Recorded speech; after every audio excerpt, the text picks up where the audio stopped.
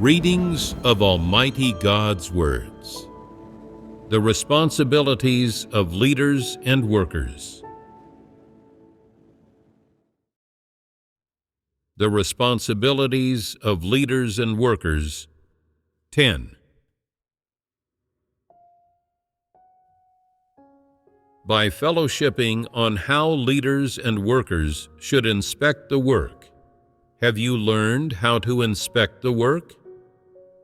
Inspecting the work is not about finding faults or nitpicking, but rather about seeing how the work has been done, whether it has been arranged, whether there is anyone taking charge of the work, how the work is progressing, what the progress is like, whether it is going smoothly, whether the work is done according to principles, whether it yields results, and so on. At the same time, you need to observe, review, and evaluate the effectiveness of the work, and then, from this, find better and more suitable ways to implement the work. For a work arrangement, such as the arrangement of writing experiential testimony articles, as long as the above has not called for it to stop, this work needs to be continually followed up and implemented. And this is beneficial to the life entry of God's chosen people. If some people feel that there are already enough experiential testimonies and that God's chosen people cannot read them all, can this work be stopped then? It cannot be stopped.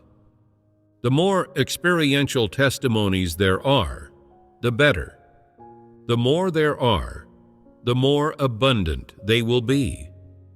This is what most helps God's chosen people enter into the truth reality.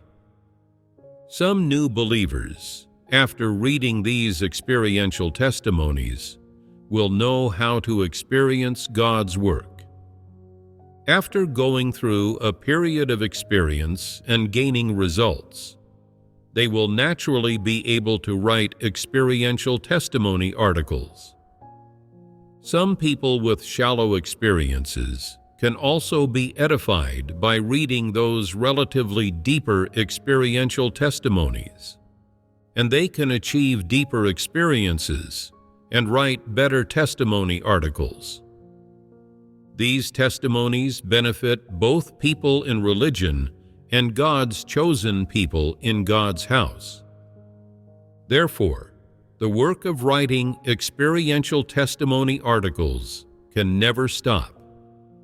Leaders and workers must continually follow up on this work and should not stop it for any reason or excuse. This is an important item of work in the church. Leaders and workers should take the lead in writing experiential testimony articles. This practice best reveals whether they possess the truth reality. If they cannot write experiential testimony articles, they are not up to standard as leaders or workers and cannot do real work. They should be dismissed and eliminated. After doing this work well, leaders and workers need to continually visit various churches to inquire about the progress of the work.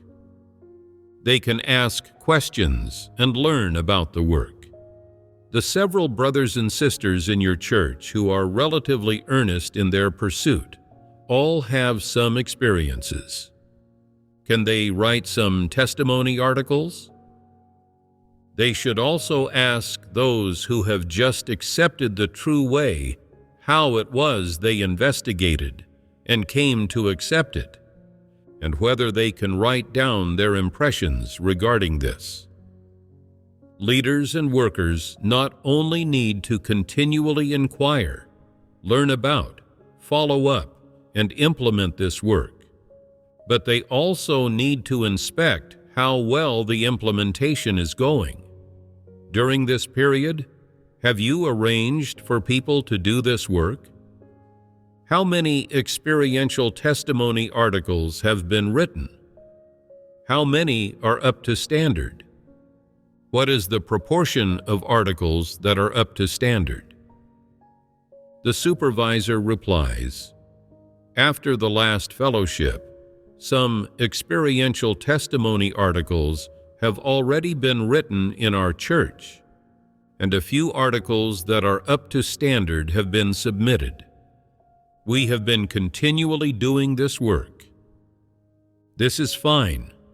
This means you have done this task properly.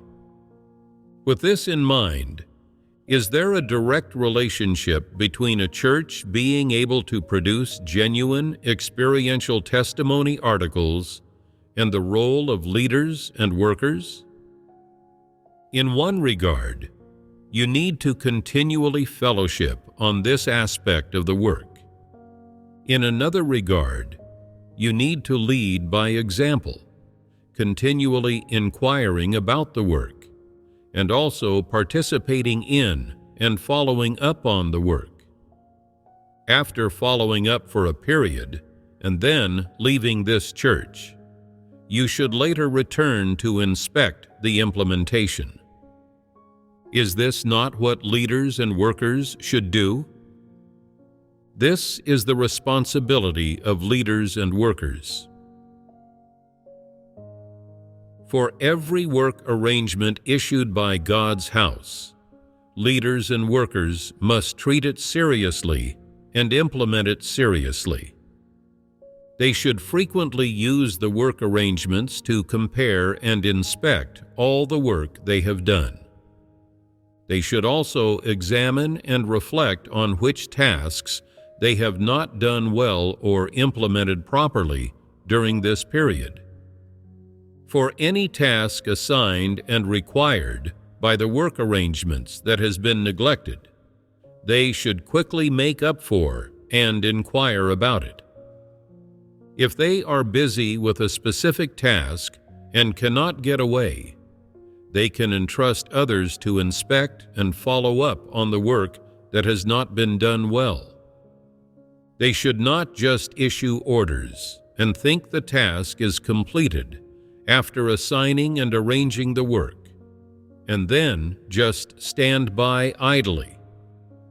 As a leader, you are responsible for all the work, not just one task.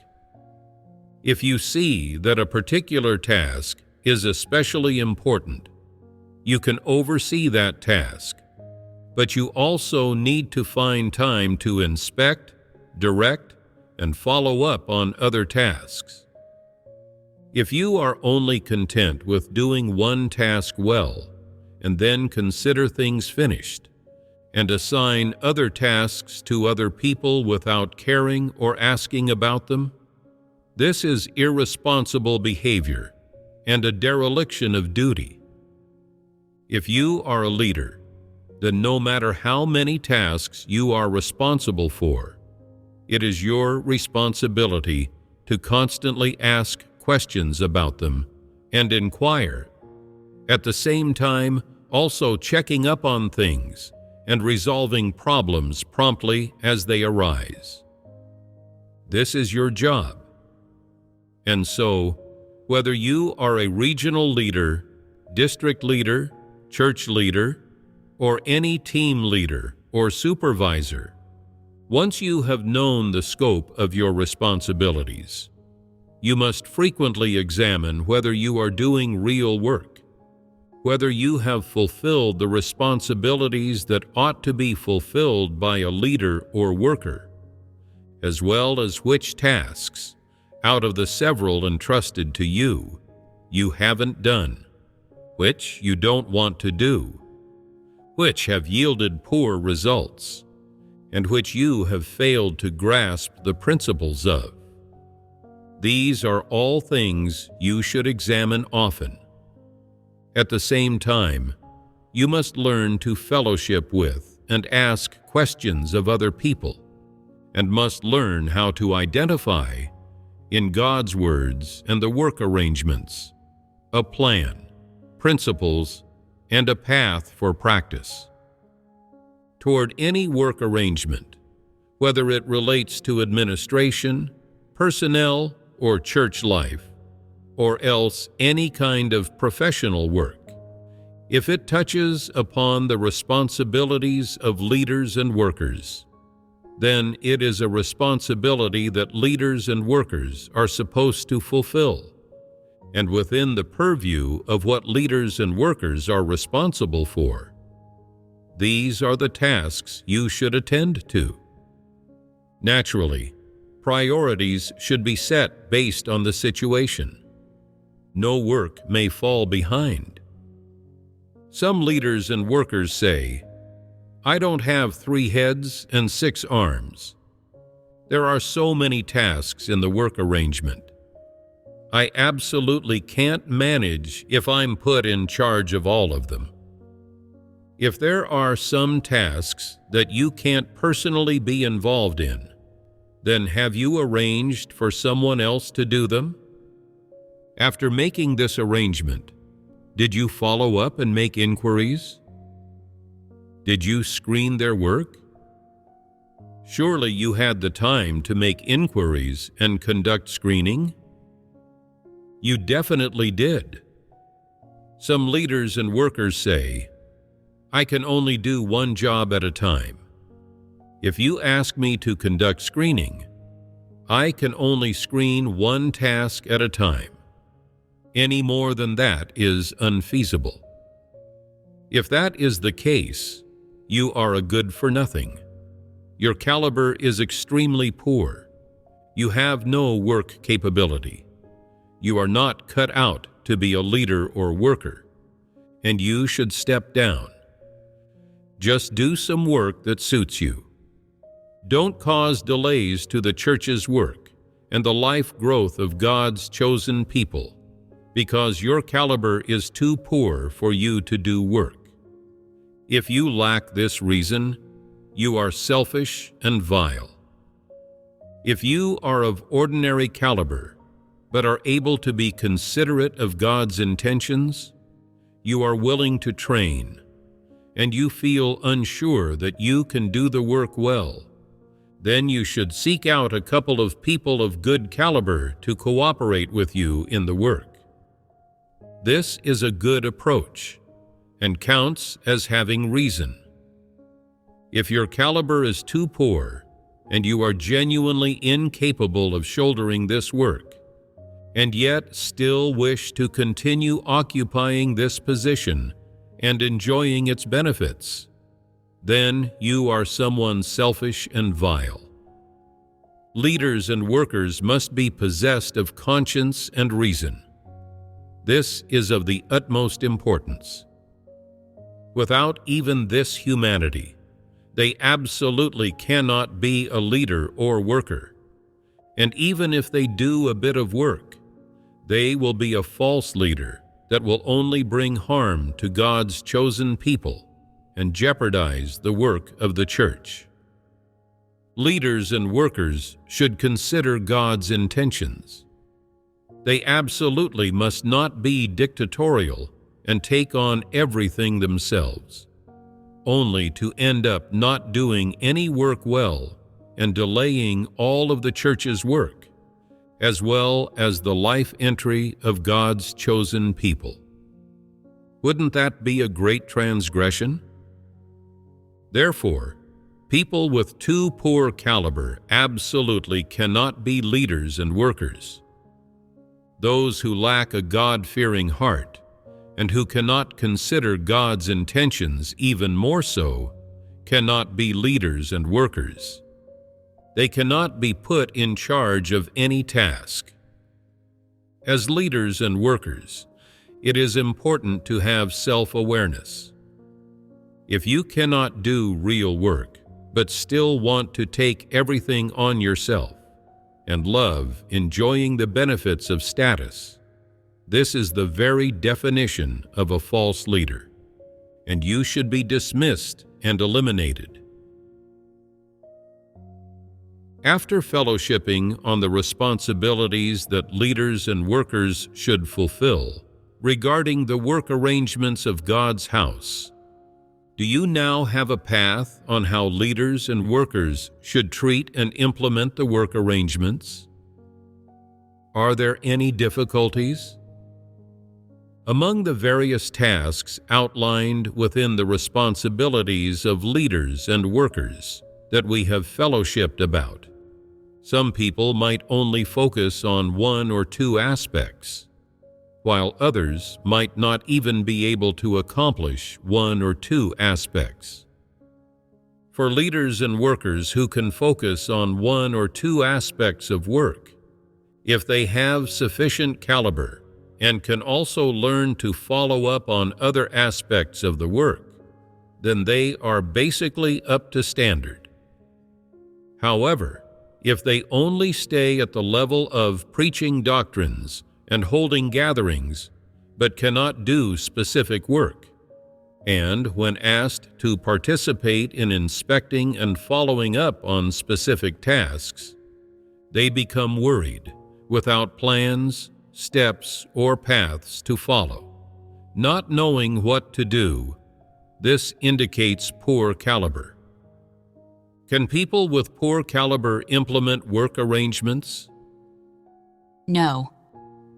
Such leaders and workers are not up to standard. How should you deal with such leaders and workers?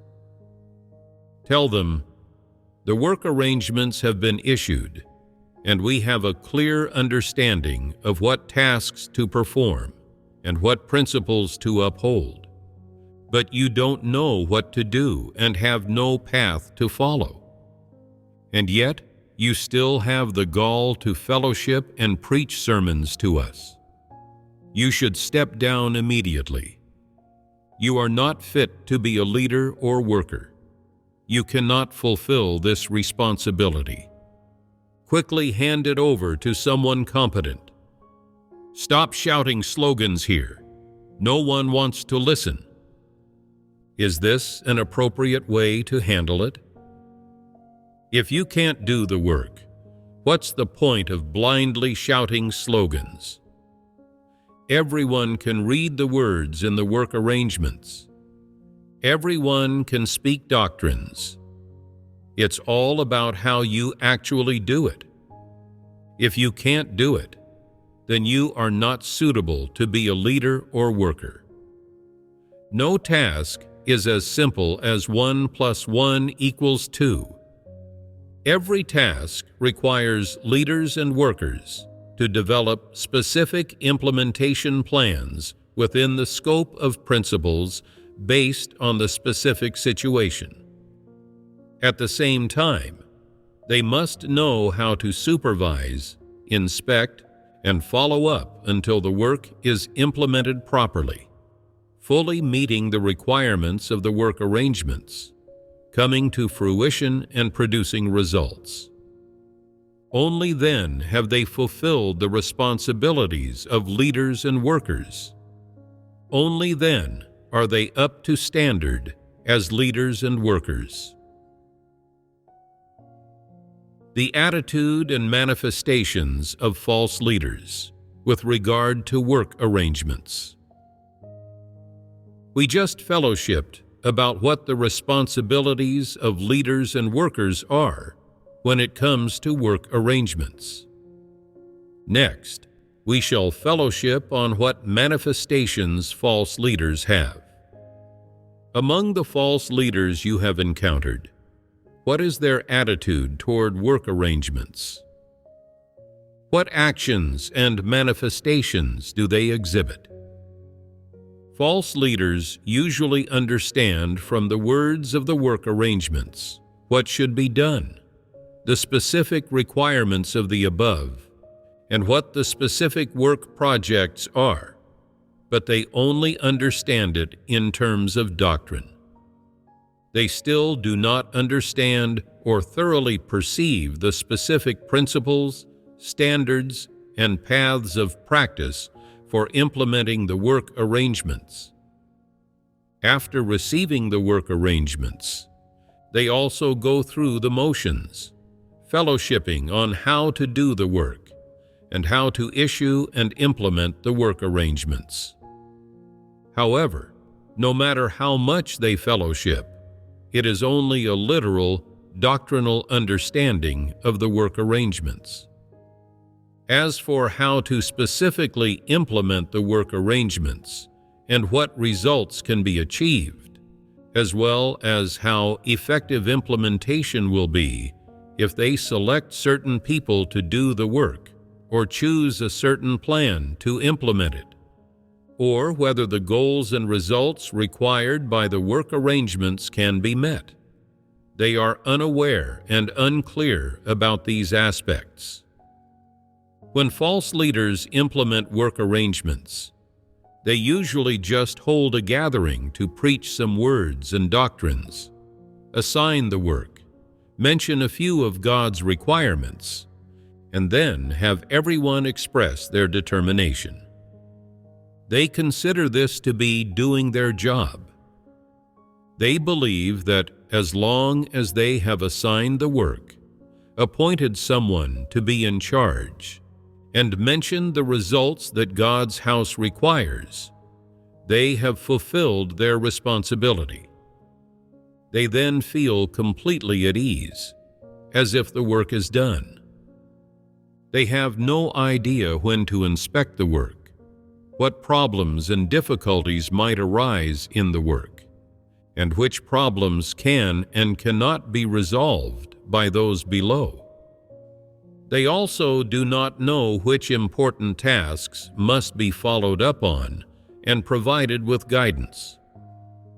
For example, important steps like supervising, urging, and inspecting never cross the minds of false leaders. Slightly better false leaders, who comparatively have some conscience and do not want to eat for free, believe they should do some work. They will visit the church and ask the brothers and sisters if they have any problems. Someone tells them, "We brothers and sisters often have disputes when we are together. When our opinions differ, we argue endlessly and reveal hot-headedness." The false leader says, "This is easy to resolve," and then holds a gathering where they fellowship. People should learn forbearance and patience. People should learn to be humble, not be arrogant, and learn submission. This is God's intention. Whoever reveals a corrupt disposition should reflect on themselves and accept pruning, not live by their corrupt disposition. After they've fellowshipped all this doctrine, they say, "You can handle the remaining issues yourselves. I am not very proficient in technical matters. At any rate, I have held this gathering for you. You just do the work as you see fit." The key and important thing is to be loyal in doing your duties and not cling to your own ideas. After listening, people ponder and say, "Our problem is not just the revelation of corruption, hot-headedness, and selfish desires, but also that we are uncertain and unclear about some technical issues and don't know how to act in accordance with principles. This problem hasn't been resolved." The false leader replies, "Read more of God's words. Once the corrupt dispositions that you reveal are resolved, these issues will be resolved as well." The work that false leaders are most adept at is spouting doctrines and shouting slogans. They do not anticipate the frequent problems that may arise in the work. When someone raises an issue, they only have one solution, which is to explain with some words and doctrines, then offer some exhortation or a piece of advice, and consider it done. They cannot come up with any specific plans and cannot provide correct guidance and help. Isn't the work of false leaders simple and easy? Wherever they go, they just preach, primarily focusing on speaking doctrines and shouting slogans. This situation is quite common among leaders and workers, is it not? They cannot implement specific work and do not know how to carry out, implement, or follow up on the work arrangements that are issued. They do not know what their work responsibilities are or what tasks they should perform. When asked to do specific work, they just shout slogans.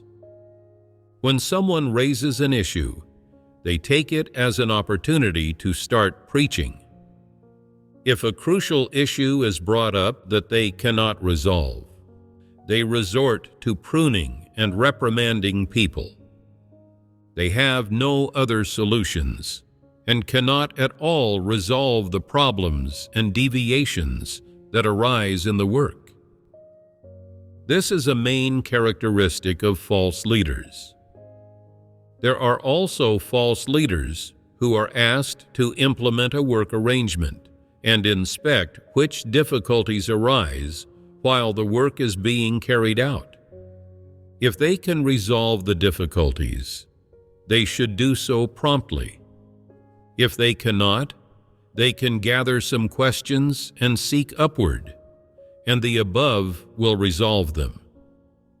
But what happens is that when they go on site to participate in this work, they convene everyone for gatherings all day long, and besides discovering who has conflicts with whom, who always argues with whom, whose humanity is not too good, who has a distorted comprehension, who is arrogant and always clings to their own ideas, who is gluttonous and lazy, who resembles disbelievers, and who are evil people. They cannot identify any problems or difficulties that arise in implementing the work, nor can they see these issues. Do you think such leaders and workers can carry out their work? No. Where does the problem lie? Their caliber is too poor. They have no ability to discern and cannot identify problems. How many of such leaders are there around you? Can your leaders identify problems? If a work arrangement is issued and the leaders and workers only shout slogans and preach, without any specific plans or steps to implement the work arrangement, not knowing how to do the work, then the work cannot be implemented. It is effectively rendered null and void. The key to how well a work arrangement is implemented in the church and its effectiveness lies in whether leaders and workers can do real work. If the leaders and workers have good caliber, work capability, and loyalty, then the work arrangement will be implemented well. If the leaders and workers have poor caliber, are muddled, and lack work capability, then regardless of whether the church contains anyone talented in the area of the work, or how willing the brothers and sisters are to cooperate, the work arrangement cannot be implemented, let alone achieve any results. The work of false leaders is limited to what people can see on the surface. Even when they do implement work arrangements, it is just as a formality, without any follow-up or inspection afterward whatsoever. Their work stays at the level of just going through the motions. It doesn't have any real force behind it and fails to achieve any results.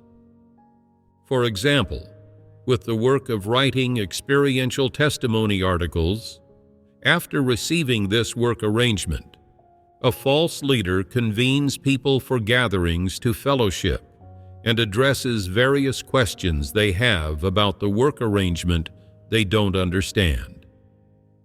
After they finish preaching doctrines, and people seem to understand, the false leader thinks, "The work has been assigned, so what should I do?" Since God's house requires writing experiential testimony articles, I also need to write. If I don't write, won't people have a low opinion of me as a leader? They ponder at home about what to write, and after a day, they still haven't written anything. They think, writing an article is quite challenging. Normally, I feel I have experiences, but why do they disappear when I start writing? Where did those experiences go? No, I do have experiences. It's just that the writing method is stumping me. I've been going out and interacting with people too much, which is distracting me, making it hard to concentrate. I can't always be fellowshipping and discussing work with people. Otherwise, my mind will keep wandering, and I won't be able to write the article. I need to take some quiet time to think carefully about how to write it properly before I can write. They have made writing articles their main task and treat the work that a leader or worker should be doing as a side task. They spend all day writing articles at home, paying no attention to the implementation of the work, and not learning about or grasping how many people in the various churches can write articles, or whether there are suitable people to direct and screen the work. They have no idea about these things. A month passes, and not only have they not written an article themselves, but they also do not know how this work is progressing in the church. What is the problem here? After the work arrangement is issued, some church leaders with poor caliber do not know how to do real work. Like this individual, they just preach some words and doctrines and shout slogans, and that's it. Whether the brothers and sisters are willing to write or not doesn't matter to them. The leaders do not urge or guide them, much less correct them. And the false leader does not concern themselves with such leaders and workers. Some brothers and sisters write one kind of article, and some write another kind, but there is no one to screen whether what they write is practical and in accordance with principles. The brothers and sisters do not understand the principles and do not know whom to ask. They just write because they are told to. They obey the arrangements of God's house. There are also some who have experiences but lack education. These people have no one to help them copy edit their articles, and no one makes arrangements for this matter. All sorts of problems arise. And where are the leaders and workers? What are they doing? They are in seclusion writing articles. False leaders do not know what they should be busy with or what tasks they should perform. The work arrangements are implemented in the church in a variety of ways, with different approaches being taken, and they do not inquire about any of it. When brothers and sisters encounter various problems while doing their duties and report these problems to them, they do not resolve them. As a result, many problems and difficulties pile up, and all sorts of experiential testimony articles also accumulate without anyone to copy edit, review, or screen them. Yet the false leaders do not follow up on or inspect these issues, and the brothers and sisters cannot find them when they have problems.